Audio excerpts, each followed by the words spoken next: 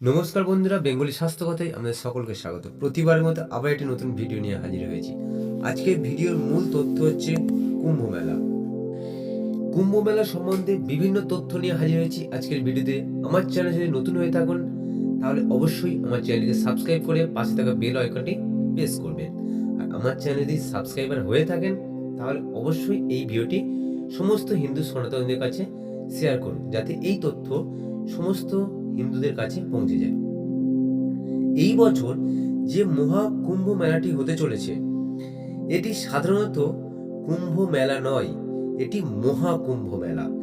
এই মেলাটি প্রায় 144 বছর পর অনুষ্ঠিত হতে চলেছে। মহাকুম্ভ মেলাটি আজকের ভিডিওতে সেই তথ্য জানাবো। কুম্ভ মেলা কি? এই মেলাটি হিন্দু সনাতনীদের সব থেকে বড় এবং ধার্মিক মেলা। এই মেলা প্রতি 12 বছর অন্তর পালন করা হয়, যেখানে সমগ্র বিশ্ব থেকে কোটি কোটি মানুষ এই মেলায় অংশগ্রহণ করেন। মান্যতা আছে, এই বিশেষ মুহূর্তে পবিত্র নদীতে স্নান করলে মানবদেহের মুক্তি পাওয়া যায় এবং রোগ মুক্তি হয়। এবার জানবো এই মেলাটি কেন 12 বছর অন্তর হয়।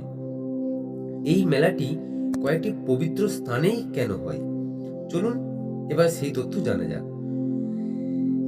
কথিত আছে, যখন বৃহস্পতি কুম্ভ রাশিতে এবং সূর্য মেষ রাশিতে প্রবেশ করে তখনই কুম্ভ মেলা আয়োজিত করা হয়। প্রয়াগের কুম্ভ মেলার মাহাত্ম্য সব থেকে বেশি বলা হয়ে থাকে। প্রয়াগের কুম্ভ মেলা প্রায় 850 সালেরও বেশি পুরনো। কথিত আছে, আদি শঙ্করাচার্য নাকি এই মেলার সূচনা করেছিলেন। আবার অনেকের মতে কুম্ভ মেলা সমুদ্র মন্থনের সময় থেকে হয়ে আসছে। এবার যেন কুম্ভ মানে কি সেটা কি কেউ জানেন? কেন এটার নাম হচ্ছে কুম্ভ মেলা? এরও কিন্তু এর কারণ আছে।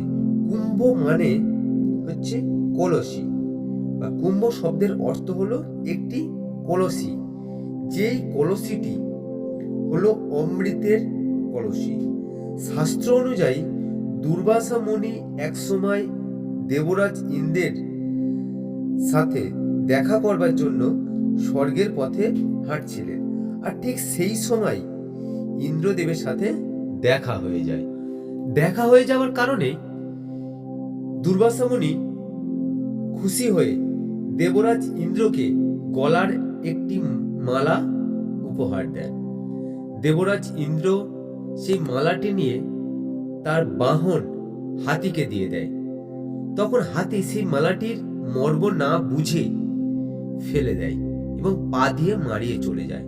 এর ফলে দুর্বাসা মুনি ক্রুদ্ধ হয়ে শাপ দেন এবং বলেন যে তুমি তোমার সমস্ত কিছু হারাবে, সম্পত্তি, শক্তি, সকল কিছু, তুমি সবকিছু হারিয়ে ফেলবে। তারপরে তা অক্ষরে অক্ষরে মিলে যায়। ইন্দ্রের সকল ক্ষমতা নষ্ট হতে থাকে। ফলে ইন্দ্রের সেই স্থানটি অসুররা দখল করতে শুরু করে। তারপরে সকল দেবতারা ভয় পেয়ে ভগবান বিষ্ণুর কাছে যান। তখন বিষ্ণু বলেন, তোমাদের সকল ক্ষমতা আবার ফিরে আসতে পারে। তার জন্য কি করতে হবে? তোমাদের সমুদ্র মন্থন করতে হবে। ঠিক তারপরেই সেই সমুদ্র মন্থন করবার পর যে অমৃতের কলসি উঠেছিল, সেই কলসিটি নিয়ে দেবতা এবং অসুরদের টানাটানি শুরু হয়। তখন এই কলসি থেকে 4 ফোঁটা অমৃত ধরিত্রীতে পড়ে, মানে পৃথিবীতে পড়ে যায়। এবং যে স্থানগুলি পড়েছিল এই অমৃতের ফোঁটা, সেই স্থান, পবিত্র স্থানগুলিই হলো আমাদের মেলা হয়, মানে কুম্ভ মেলা হয়। এবং সেই স্থানগুলি খুব পবিত্র হয়ে যায় এবং সেই স্থানগুলি কুম্ভ মেলা তার পরে থেকেই শুরু হয়। এবং যে 4টি জায়গায় এই অমৃতের ফোঁটা পড়েছিল এবং সেই স্থানগুলি পবিত্র হয়েছিল, সেই স্থানগুলি হলো উজ্জয়িনীতে এবং নাসিকে এবং হরিদ্বারে এবং প্রয়াগরাজে। এই 4টি স্থানে অমৃতের ফোঁটা পড়েছিল। তখন থেকে এই স্থানগুলি কুম্ভ মেলা হয়ে আসছে। এক একটি স্থানে প্রতি 12 বছর অন্তর এই কুম্ভ মেলা আয়োজিত করা হয় এবং পৌরাণিক কথা অনুযায়ী ইন্দ্রদেব অমৃতের কলসিটি অসুরদের হাত থেকে বাঁচিয়েছিল এবং এবং দেবগুরু বৃহস্পতি কলসিটি লুকিয়ে রেখেছিলেন এবং সূর্যদেব কলসিটি ভাঙার হাত থেকে বাঁচিয়েছিলেন। আর এরপর শনিদেব দেবরাজ ইন্দ্রের প্রকট থেকে রক্ষা করেছিলেন। তাই যখন প্রতি গ্রহের সংযোগ মানে চন্দ্র, সূর্য, শনি, বৃহস্পতি এই 4টি গ্রহ যখন সংযোগ হয় একই রেখাতে, তখনই হয় হচ্ছে মহাকুম্ভের আয়োজন। শাস্ত্র অনুযায়ী পৃথিবী 1 বছর সমান দেবতাদের 1 দিনের সমান। তাই অমৃত নিয়ে যখন দেবতাদের এবং অসুরদের যুদ্ধ হয়েছিল, সেই যুদ্ধর সময় ছিল হচ্ছে 12 দিন, অর্থাৎ আমাদের পৃথিবীর 12 বছর। সেই কারণে আমাদের কুম্ভ মেলা 12 বছর অন্তর হয়ে থাকে। এবার জানবো কুম্ভ মেলা কয় প্রকারের হয়ে থাকে। আমরা যে কুম্ভ মেলা দেখেছি বা শুনেছি, এই কুম্ভ মেলার কিন্তু অনেকগুলি ভাগ আছে। কারণ আমরা 2025 সালে যেটা পাচ্ছি এটা হচ্ছে মহাকুম্ভ। ঠিক এরকম অনেকগুলি কুম্ভ মেলার ভাগ আছে।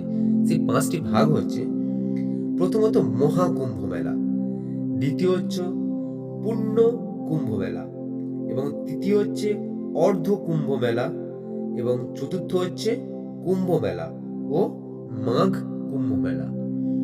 এই 5টি কুম্ভ মেলা সাধারণত ভারতবর্ষে অনুষ্ঠিত হয়। হিন্দুদের সব থেকে বড় যে মেলাটি হয়, সারা পৃথিবীর সব থেকে বড় মেলা হচ্ছে কুম্ভ মেলা হিন্দু শাস্ত্রদের। এবার হিন্দু শাস্ত্র অনুযায়ী কেন হচ্ছে মহাকুম্ভ মেলা 144 বছর অন্তর হয়। একটি পূর্ণ কুম্ভ মেলা সমান 12 বছর অন্তর। 12 বছর অন্তর একটি করে পূর্ণ কুম্ভ মেলা হয়। আর এই রকমই 12টি পূর্ণ কুম্ভ মেলা যখন সম্পূর্ণ হয়, তারপরেই আসে কিন্তু আমাদের মহাকুম্ভ মেলা। আর এই 12 × 12 সমান 144 বছর। তাই এই মহাকুম্ভ মেলাটি 144 বছর অন্তর হয়। আর 2025 সালটি সব থেকে আমাদের হিন্দুদের জন্য, হিন্দু সনাতনীদের জন্য ভীষণ একটা পবিত্র একটা সাল। কারণ এই সালে 144 বছর পূর্ণ হয় এবছর আমাদের মহাকুম্ভ মেলার আয়োজন হতে চলেছে। তো ভিডিওটি কেমন লাগলো, সমস্ত হিন্দু সনাতনী ভাইদের কাছে আমার একটাই অনুরোধ, যদি ভিডিওটি ভালো লেগে থাকে অবশ্যই কমেন্ট করে জানাবেন এবং এই ভিডিওটি সমস্ত হিন্দু সনাতনীদের কাছে শেয়ার করবেন।